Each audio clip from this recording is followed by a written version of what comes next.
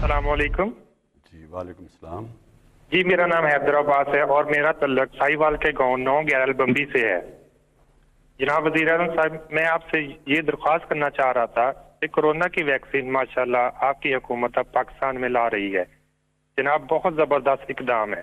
मेरी दरख्वास्त है कि जनाब ये छोटे शहरों में जैसा कि साहिवाल है और दीगर हैं कैसे पहुँचेगी और आम आदमी को कैसे मिलेगी? कहीं ऐसा तो नहीं कि बड़े बड़े लोग खुद ही लगवा लें और आम लोग रह जाएं? तो जनाब आप ज़रा इस पर नज़र रखिएगा, आपसे बहुत उम्मीदें हैं हमारी। शुक्रिया। अच्छा जी, बिस्मिल्लाहिर्रहमानिर्रहीम, इय्याका नअबुदु व इय्याका नस्तईन। देखें, वैक्सीन आज ही पहुंची है पाकिस्तान, और मैं आपको पॉलिसी गवर्नमेंट की बता दूं कि सबसे पहले हमारी कोशिश है कि जिसको कहते हैं front line health workers, doctors और नर्सेस जो हस्पतालों में काम करती हैं और जिनको कोरोना के मरीज़ों से हर रोज़ जिनके करीब होते हैं, तो सबसे पहले हमारी कोशिश है कि वैक्सीन उनको लगाई जाए। और उसके बाद फिर ये एक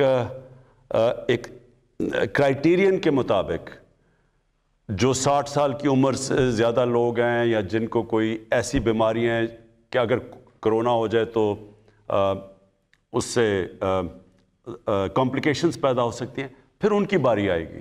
तो ये आप फिक्र ना करें, इसमें कोई अमीर गरीब में नहीं देखा जाएगा, इसमें सिर्फ क्राइटेरियन देखा जाएगा कि किसको पहले लगनी चाहिए, और इंशाल्लाह कोशिश करेंगे कि ज़्यादातर हम लोगों को इस साल के जैसे साल गुजरता रहेगा तो इंशाल्लाह उनको कवर कर सकेंगे। अगले कॉलर हैं हमारे साथ इस्माइल अब्बासी जी। इस्माइल साहब बात कीजिएगा। जी अस्सलाम वालेकुम वज़ीर आज़म साहब, अस्सलाम वालेकुम फैसल साहब। तो मैं सवाल करने से पहले इस बात को सराहना चाहूँगा कि ये जो सवाल की नशिस्त आप लोगों ने शुरू की, ये बहुत खुशाइंद है। किसी भी मुआशरे में सवाल बहुत अहम है। तो ये बस इतनी सी बात के बाद मैं सवाल की तरफ आता हूँ, और मेरा सवाल खान साहब का जो एक नज़रिया है रियासत मदीना का जो कॉन्सेप्ट खान साहब पेश करते हैं, और ये इलेक्शन से पहले भी था और मैं भी उन लोगों में से था जिसने वोट किया इस आवाज़ इस बात के लिए। तो खान साहब से सवाल ये है कि ये जो एक रोमांस आज हमारी कौम का इस कॉन्सेप्ट के साथ आपने बनाया है, तो क्या आप समझते हैं कि ये रोमांस इसी तरह बरकरार रहेगा? कहीं ऐसा तो नहीं होगा कि ये एक मुगालता हो जाए, फैलेसी हो जाए, इंटेलेक्चुअल फैलेसी का शिकार हो जाए हम, और जो कॉन्सेप्ट रियासत मदीना का हमारे जहन में है वो कहीं डिस्टॉर्ट तो नहीं हो जाएगा? क्योंकि हम देखते हैं कि लोग जब बात करते हैं, इस्लामाबाद पुलिस के हाथों उसामा सत्ती का कत्ल हो, साहिवाल वाकया हो, तो लोग कहते हैं कि ये रियासत मदीना है। तो कहीं हम जिस चीज़ को योलोजाइज करना चाहते हैं, सराहना चाहते हैं, जिसको बहुत उठाना चाहते हैं, कहीं हम उस ग्रैंड वो जो डिज़ाइन है, कहीं ऐसा ना हो कि वो ख्वाब जो है वो और ख्वाब का टूटना जो है वो बड़ा। जी जी जी जी। बेसिकली आप ये कह रहे हैं कहीं फेल ना हो जाएं। देखिए, मैं आपको दो मुख्तलिफ चीज़ें बताना चाहता हूँ कि अल्लाह ने मुझे शायद ज़्यादा आजमाया और बाकी लोगों से ज़्यादा कामयाबी दी। यानी मुख्तलिफ़ चीज़ों में ज़िंदगी में मैंने बड़े बड़े गोल्स रखे, क्रिकेट में, फिर एज कैप्टन, फिर शौकत खानम, फिर नमल यूनिवर्सिटी, और फिर एक वो आदमी जिसकी कोई पॉलिटिकल बैकग्राउंड नहीं थी, वो एक 2 पार्टी सिस्टम के अंदर वो एक पार्टी बनाता है और फिर एक जद्दोजहद के बाद वो पार्टी इक़्तिदार में आ जाती है। और 2 पार्टी सिस्टम जो दुनिया में कहीं नहीं टूटता। ये याद रखें कि जिधर 2 पार्टीज़ हैं वो तीसरी पार्टी का आना नामुमकिन है। अमेरिका में देख लें, इंग्लैंड में देख लें, इस वक्त आप हिंदुस्तान में देख लें, जिधर भी देख लें। तो लिहाजा कहने का मकसद ये है कि ये सारी चीज़ें जब मैं करने गया, तो जिस तरह आज आप कह रहे हैं कि मदीना की रियासत एक ये ऐसे ख्वाब ही ना रह जाए, तो ये सब ने मुझे ज़िंदगी में कहा कि ये चीज़ें नहीं हो सकती। जो भी मैंने काम किया है, दुनिया कहती थी ये चीज़ें नहीं हो सकती। और वो क्यों कहती है दुनिया? ये याद रखें, और मैं नौजवानों के लिए भी बात कर रहा हूँ کہ کبھی آپ لوگوں کی باتوں سے یہ نہ ہو کہ اپنی خواب کے پیچھے نہ جائیں. دنیا ہمیشہ وہ چیزیں کہے گی جو ساری دنیا کرتی ہے، لیکن جب آپ کوئی ہٹ کے چیز کریں گے تو دنیا آپ کو ڈسکریج کرے گی کہ یہ نہیں ہو سکتا. تو پہلے تو میں یہ آپ کو بتا دوں کہ اللہ نے انسان کے اندر وہ طاقت دی ہے. جب انسان کو اشرف المخلوقات بنایا ہے تو اللہ نے انسان میں وہ چیز دی ہے جو اس نے فرشتوں کو کہا کہ میں نے تمہیں بھی نہیں دی. تو ہم اس کی عظیم مخلوق ہیں، ہمارے میں بہت صلاحیتیں ہیں. ہم کیونکہ کہیں نہ کہیں راستے میں اپنی خواب کے پیچھے نہیں جاتے، ہم اپنے دل کی خواہشوں کے پیچھے نہیں جاتے، ہم ڈر جاتے ہیں، ہم معاشرے ہمیں کہتا ہے کہ یہ نہیں ہو سکتا، تو ہم راستے میں وہ کام نہیں کرتے جو ہمارا دل کہتا ہے، ہم پھر وہ کام کرتے ہیں جو کہ ساری دنیا چاہتی ہے ہم کریں. آج تک دنیا میں کسی نے بھی کوئی بڑا کام کیا ہے تو ہر آدمی، ہر اس انسان کو دنیا نے کہا یہ نہیں ہو سکتا. جب پہلا آدمی ماؤنٹ ایوریسٹ پہ چڑھا تھا، دنیا کے سب سے اونچے پہاڑ پہ، تو اس سے پہلے تو یا مر گیا تھا کوئی یا فیل ہو گیا تھا. تو لوگوں نے اسے کہا کہ تم نہ کرو، یا دیوانہ ہے جو کہ کوشش کر رہا ہے. تو یہ یاد رکھیں کہ انسان کا جو دل کہتا ہے اس کے پیچھے جانا چاہیے، اور پھر جب جائے گا تو پل جلا کے جائے کہ اب اس کی واپسی کوئی نہیں ہے. یعنی اگر میں نے یہ فیصلہ کیا ہے کہ انشاءاللہ یہ ہمارا مدینہ کے ریاست کے اصولوں پہ ایک عظیم قوم بنے گی، تو اس کے بعد کوئی دوسرا راستہ نہیں ہے. اب آ جائیں جی مدینہ کی ریاست، یہ سمجھ رہے ہیں. اور انشاءاللہ اب ہم پاکستان کے اندر 7، 8 اور 9 کلاسز میں ہر سکول کے اندر سبجیکٹ رکھ رہے ہیں سیرت نبی، کہ وہ کیا تھی مدینہ کی ریاست، کیونکہ لوگوں کو پتہ ہی نہیں ہے اس چیز کا. وہ کوئی ایک چیز ملک میں خراب ہوتی ہے وہ کہتے ہیں جی مدینہ کی ریاست کدھر گئی. مدینہ کی ریاست ایک بڑی خواب تھی، ایک ماڈرن ریاست تھی. دنیا میں پہلی دفعہ اس طرح کے کانسیپٹس آئے، ایک جمہوری کلچر آیا، قانون کی بالادستی آئی. کوئی قانون سے اوپر نہیں تھا. جب نبی صلی اللہ علیہ وسلم نے کہا کہ میری بیٹی بھی قانون توڑے گی تو اس کو بھی سزا ملے گی، کوئی قانون سے اوپر نہیں تھا. پھر ایک انسانیت کا نظام تھا جس کو فلاحی ریاست کہتے ہیں. ریاست نے اپنے کمزور طبقے کی ذمہ داری لی تھی. یہ بڑے کانسیپٹ تھے. پھر میرٹ تھی، پھر انسانی حقوق تھے. انسان کا جو بھی رنگ ہو، جو بھی دین ہو، سب قانون کے سامنے ایک برابر تھے.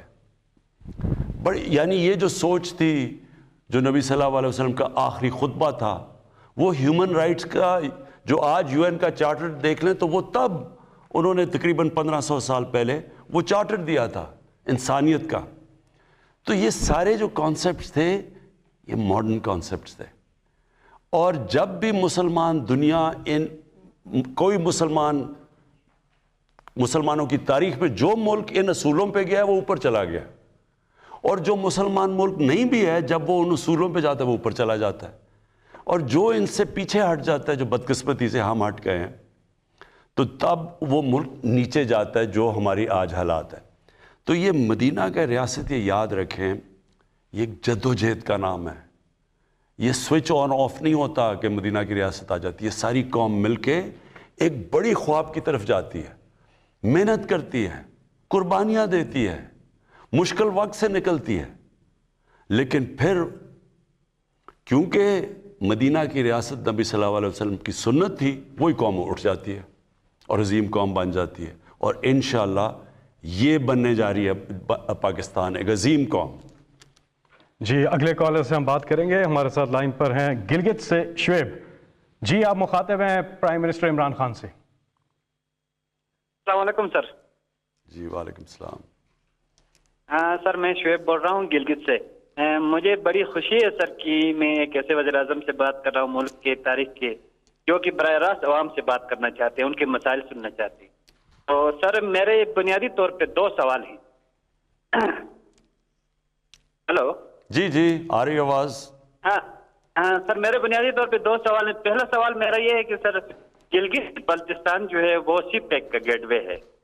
پہلے پیپل پارٹی کی گورنمنٹ آئی 2009 میں، 2015 میں مسلم لیگ نون کی گورنمنٹ آئی. انہوں نے ایک پروجیکٹ بھی गिलगित बल्तिस्तान के लिए नहीं रखा सी पैक में।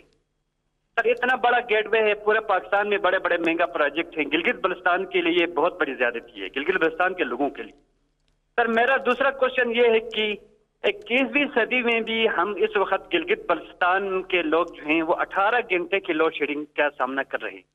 इस वक्त पूरी जो हमारी जो है ना इकोनॉमी है, हमारी जो तालीम है, हमारे आम पब्लिक है, वो सफर कर रही है पूरे गिलगित बल्तिस्तान के तमाम 10 अजला में। सर शदीद तरीन लोड शेडिंग है, सर्दी में ना हीटिंग के लिए कोई मसला है वो हम कर सकते हैं ना, और मेरे तमाम मसले जो है ना वो बिजली के साथ ही। अगर हमारी ये बिजली का इशू जो हल हो जाता है तो हम बहुत से मसले से वो हमारे वो हो जाएंगे सर। तो मेरी गुजारिश ये होगी कि सर ये जो सी पैक में है इसमें हमारे जो शॉन्टर पास और गिलगित चित्राल एक्सप्रेसवे को अगर रख दें तो एक तो ये होगा कि हमें कराक्रम हाईवे के मुतबादिल हमें सड़क मिलेगी और हमारा जो सफर जो होगा वो साल भर जारी रहेगा पूरे 4 साल के 12 महीनों में। तो मेरे ही सवाल है, आपकी बड़ी मेहरबानी सर। जी अच्छा, मैं आपको पहले तो गिलगित बल्तिस्तान के ऊपर जो चीज़ कहना चाहता हूँ, ये आपने समझ नहीं है बात। हर जगह का एक ख़ास चीज़ होती है कि वो जिसको कंपैरेटिव एडवांटेज कहते हैं कि वो बाकी जगहों से उसमें कोई ख़ास चीज़ होती है जो वो डेवलप हो सकती है, हर जगह पे है। मसलन कभी भी गिलगित बल्तिस्तान कराची या फैसलाबाद या सियालकोट की तरह का इंडस्ट्रियल हब नहीं बन सकता, आप जो मर्जी कर लें वो नहीं हो सकता।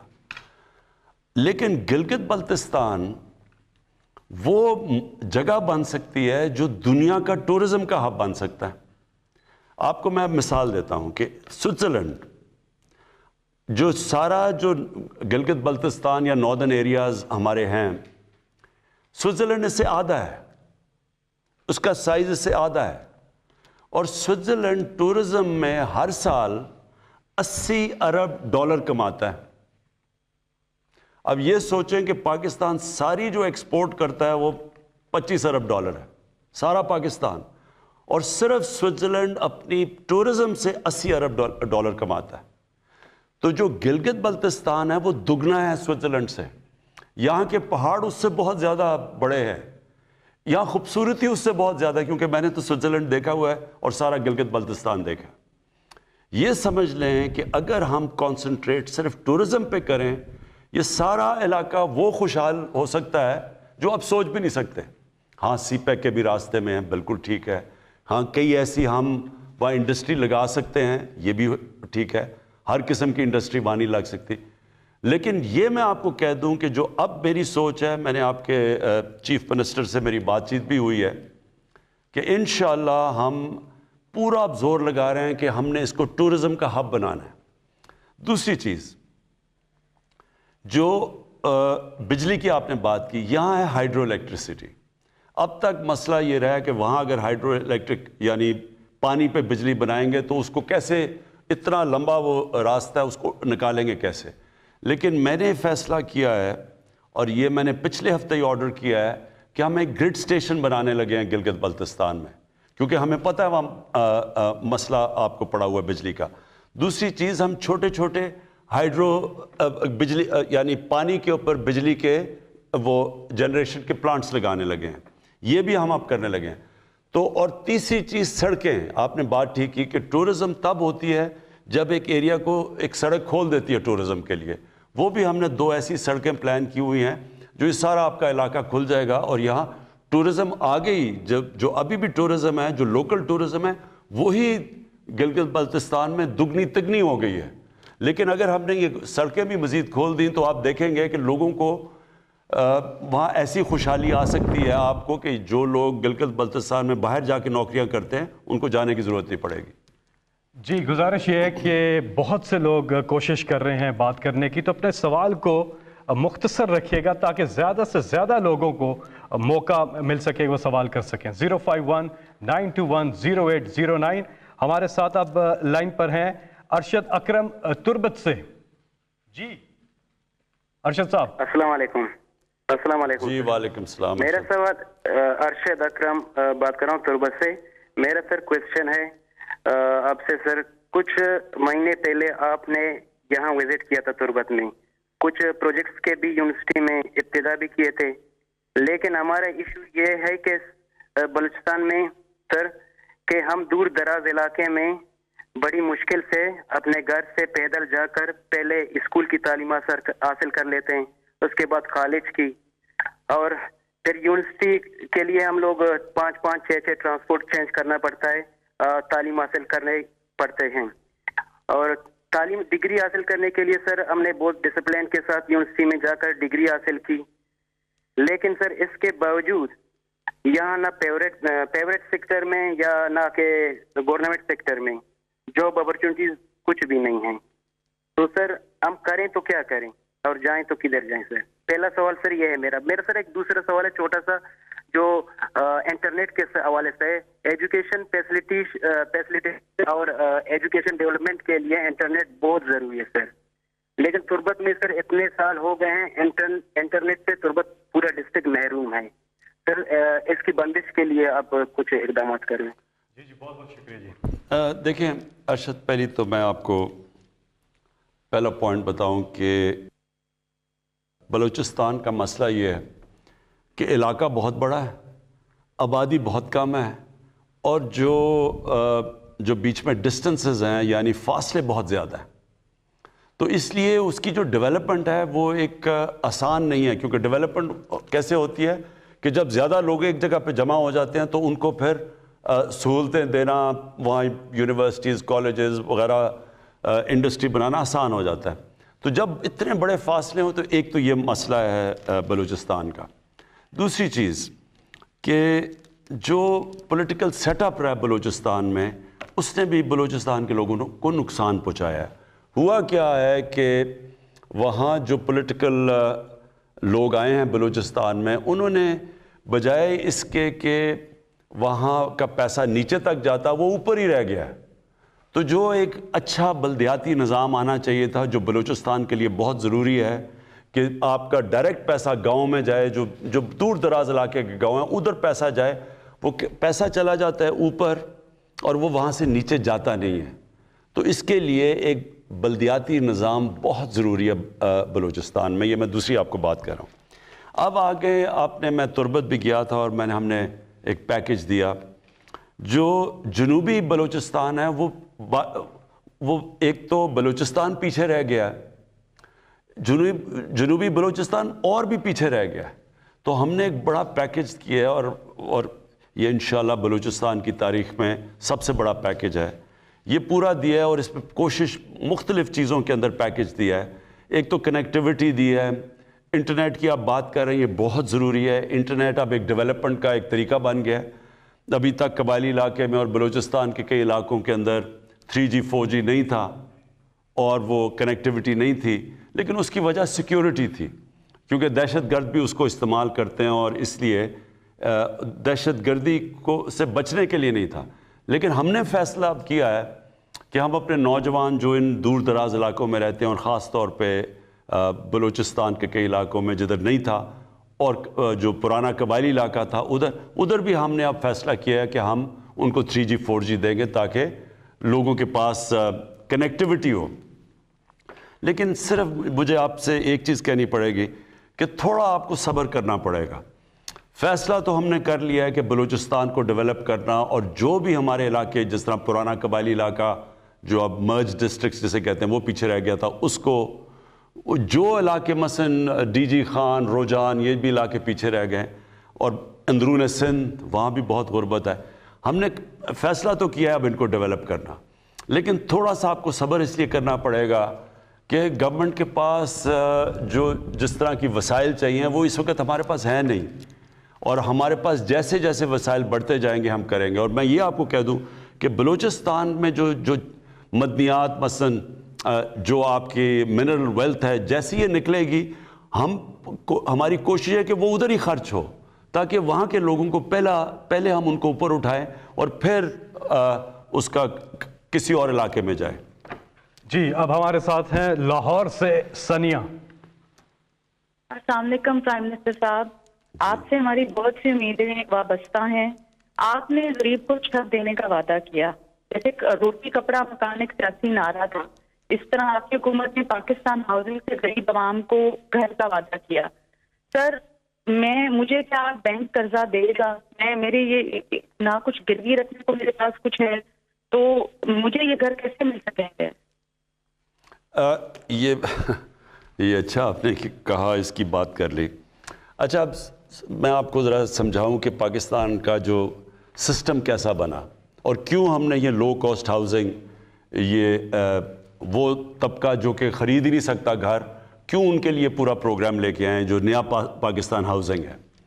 دیکھیں، ساری دنیا میں گورنمنٹ گھر نہیں بنا کے دیتی، کوئی بھی دنیا میں گورنمنٹ، امیر سے امیر گورنمنٹ بھی سب کو، غریب لوگوں کو گھر نہیں بنا کے دے سکتی۔ تو ہم ایک سسٹم لے کے آئے ہیں اور وہ آپ نے سمجھنا وہ کیا ہے۔ ہم نے یہ فیصلہ کیا کہ ہم پہلے تو بینکوں سے قرضے لینے کا سسٹم ہم نے شروع کیا۔ پاکستان میں آپ کو پتا، ساری دنیا میں آپ ذرا میں یہ بھی ذرا سمجھ لیں، امریکہ کے اندر، برطانیہ میں، یورپ میں 80% بینک جو لوگ گھر لیتے ہیں وہ بینکوں سے قرضے لے کے لیتے ہیں، جس کو مورگیج کہتے ہیں، ہاؤس فائنینسنگ، یعنی بینک فائنینس کرتے ہیں لوگوں کے گھر۔ تو 80% جو لوگ گھر لیتے ہیں وہ بینکوں سے قرضہ لے کے لیتے ہیں۔ ملیشیا میں 30% لوگ بینکوں سے قرضہ لے کے لیتے ہیں، گھر بناتے ہیں۔ ہندوستان میں 10% لوگ یعنی مورگیج فائنینسنگ کرتے ہیں، اور پاکستان میں 0.2%، یعنی ہمارا کوئی یا کیش ہے تو گھر بناؤ، نہیں تو گھر ہی نہیں بنا سکتے۔ تو لہٰذا ہم نے جو سسٹم لے کے آئے، پہلے ہم نے ایک فور کلوجر لا ہے جو رکاوٹ بنا ہوا تھا، یعنی اگر بینک کسی کو پیسے دیں، کیوں نہیں پیسے دیتے تھے؟ کیونکہ اگر وہ کسی کو پیسے دیں اور وہ گھر نہ بنائے تو ان کا پیسہ ڈوب جاتا تھا، بینک پیسے نہیں دیتے تھے۔ لہٰذا ایک عدالت کے اندر ہمیں بڑی دیر 2 سال لگے، وہ قانون جو پھنسا ہوا تھا، جو قانون، اس کو کلیئر کرتے ہوئے، اس کو کہتے ہیں فور کلوجر لا۔ اب یہ جو رکاوٹ ختم ہو گئی ہے، اب بینک قرضہ دے سکتے ہیں، لیکن اس کے لیے بھی بینکوں کو پریکٹس ہی نہیں ہے قرضے دینے کی، کیونکہ انہوں نے کبھی چھوٹے لوگوں کو قرضے ہی نہیں دیے۔ تو لہٰذا میں خود بینک مینیجر سے، سارے جو بینکس کے ہیڈز ہیں ان کو ملا ہوں، ہم یہاں میٹنگ کرتے ہیں ہر جمعرات کو۔ مقصد یہ ہے کہ بینکوں کو اب ٹرین کریں کہ وہ چھوٹے لوگوں کو قرضے دیں، جو تنخواہ دار ہیں، جو مزدور ہیں، جن کے پاس کیش نہیں ہے گھر بنانے کا۔ اور ہم نے کیا ہے کہ ہم نے گورنمنٹ سبسڈائز کر رہی ہے، یعنی 5% سے زیادہ گورنمنٹ سبسڈائز کر رہی ہے۔ پھر پہلے لاکھ گھر جو بنیں گے، 3 لاکھ روپیہ ہر گھر کو سبسڈی دے گی گورنمنٹ۔ اور اس سے کیا ہوگا، جتنے لوگ کرایہ پہ خرچ کرتے ہیں، اپنا جو مہینے کا کرایہ دیتے ہیں، وہی کرایہ دینے کے بجائے وہ اس کو قسطوں میں دے دیں گے بینک کو۔ تو ہوگا کیا کہ وہ بجائے کرایہ دینا کہ وہ قسطیں دیں گے، وہ گھر ان کا اپنا ہو جائے گا۔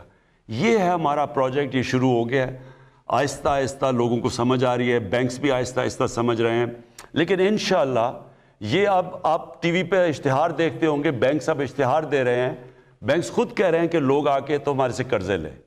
تو یہ ہمارا جو ہے، یہ پہلی دفعہ پاکستان میں ہو رہا ہے کہ عام آدمی جس کے پاس پیسے نہیں ہیں، جو تنخواہ دار ہے، جو مزدور ہے، اس کو بھی موقع مل جائے گا کہ اپنا گھر بنا لے۔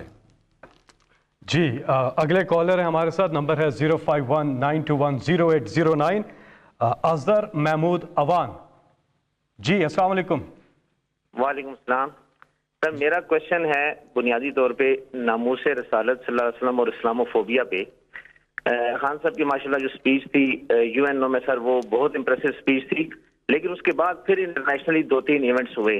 اب چاہیے تو یہ تھا کہ انٹرنیشنلی کچھ ایسی ویل انٹیگریٹڈ مربوط حکمت عملی ہوتی اور اسلامی ممالک کو ساتھ ملا کر سب ایسا کام کیا جائے کہ جس سے یہ ایشو پرماننٹلی ریزالو ہو جائے، ختم ہو جائے۔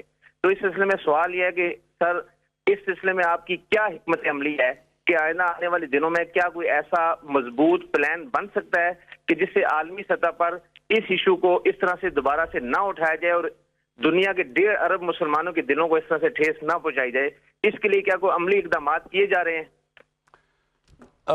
دیکھیں، یہ ہماری بڑی بدقسمتی ہے مسلمانوں کی کہ یہ شروع ہوا ہے 1989 سے، جب سلمان رشدی نے کتاب لکھی اور اس کے اندر اس نے گستاخی کی ہمارے نبی صلی اللہ علیہ وسلم کی شان میں.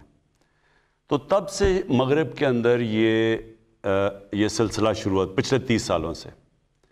ہوتا کیا تھا کہ مسلمان کو تکلیف پہنچتی تھی جب یہ اس طرح کی کوئی ان کی شان میں گستاخی ہو. اس کے بعد وہاں مغرب میں کوئی رائٹس یا یہاں بھی لوگ سڑکوں پہ نکلتے تھے. کیونکہ مغرب کو اس چیز کی سمجھ نہیں تھی، کیونکہ وہاں وہ بالکل دین کو اور طرح لیتے ہیں، وہ تو اس کو اس طرح نہیں لیتے جس طرح ہم لیتے ہیں. اور نہ ہی ان کو سمجھ ہے کہ مسلمانوں کو کتنی تکلیف ہوتی ہے، کہ کیسے نبی صلی اللہ علیہ وسلم ہمارے دلوں میں رہتے ہیں. ہمیں اپنی فیملی سے زیادہ تکلیف ہوتی ہے، یعنی کوئی چیز ہمیں اتنی تکلیف نہیں دیتی جتنی جب ان کی شان میں کوئی گستاخی کرتا ہے. لیکن مغرب کو یہ سمجھ نہیں آتی، کیونکہ وہ کہتے ہیں جی فریڈم آف سپیچ ہے ہماری اور ہم آزادی رائے کے نام پہ ہم جو بھی کر لیں. حالانکہ وہاں کئی چیزیں آزادی رائے میں نہیں آتی. میں جب پرائم منسٹر بنا، میں نے پہلے OIC میں اس چیز کو اٹھایا، پھر میں یونائٹڈ نیشنز کی جنرل اسمبلی میں اس کو اٹھایا، پھر پریزیڈنٹ اردوغان اور مہاتر محمد، ہم نے تینوں نے مل کے اس کے اوپر بات چیت کی کہ مغرب کو سمجھایا. لیکن وہاں کئی تو فتنہ جان کے کرتے ہیں، زیادہ تر لوگوں کو سمجھ نہیں ہے. تو جب فرانس میں ہوا، پھر صرف 2 پرائم منسٹرز نے اس کے اوپر بات کی، جو ایک پریزیڈنٹ اردوغان تھے اور دوسرے میں تھا. ہم نے جب اس کے اوپر جب فرانس میں یہ کارٹون نکلے. اب دیکھیں مسئلہ کیا ہے. جب تک مسلمان ملک کے ہیڈ سب مل کے اس کے اوپر ایک آواز میں بات نہیں کریں گے، یہ مسئلہ حل نہیں ہونے لگا. اور میں نے سارے مسلمان ہیڈز کو خط بھی لکھے. یہ جب فرانس کے اندر ابھی ہوا تو میں نے سارے مسلمان سربراہوں کو خط لکھے اور کہا ان کو کہ ہم سب کو مل کے ایک آواز میں کہنا پڑے گا کہ یہ آزادی رائے کی آڑ لے کے مسلمانوں کو تکلیف نہ پہنچائیں، نبی صلی اللہ علیہ وسلم کی شان میں گستاخی کر کے. اب یہ ایک جد و جہد ہے، یہ ہمیں کرنا، مسلسل اس کے اوپر کام کرنا پڑے گا، اور مجھے پورا یقین ہے کہ ہم کامیاب ہو جائیں گے. وزیر اعظم عمران خان، جس انداز میں آپ نے تحفظ ناموس رسالت کو پوری دنیا میں انٹرنیشنل فورمز پر اجاگر کیا، چاہے وہ UN ہو چاہے OIC ہو، آپ نے سچے عاشق رسول صلی اللہ علیہ وسلم ہونے کا ثبوت دیا ہے. اور یہ دعا ہے کہ اللہ تعالیٰ اس عظیم کام میں آپ کے شامل حال ہو. یہاں پر ہم ایک وقفہ لیں گے اور وقفے کے بعد مزید جو کالرز ہیں ان سے بات ہوگی. وزیر اعظم عمران خان کی عوام کے ساتھ ٹیلی فونک بات چیت آپ دیکھ رہے تھے. عوام کے سوالات کا وزیر اعظم عمران خان نے جواب دیا. یہ ہے تبدیلی، یہ ہے جمہوریت. پہلی بار آپ وزیر اعظم سے براہ راست ٹیلی فون پر بات کر سکتے ہیں. ایسا آج 4 بجے شروع ہوا. پاکستان کی تاریخ میں کوئی بھی وزیر اعظم پہلی بار اپنی ٹیلی فون لائن عوام کے لیے کھولے بیٹھا تھا. آج جن کالرز نے گفتگو کی، کورونا ویکسین سے متعلق سوالات ہوئے وزیر اعظم عمران خان سے، ریاست مدینہ سے متعلق اور 50 لاکھ گھروں سے متعلق بھی.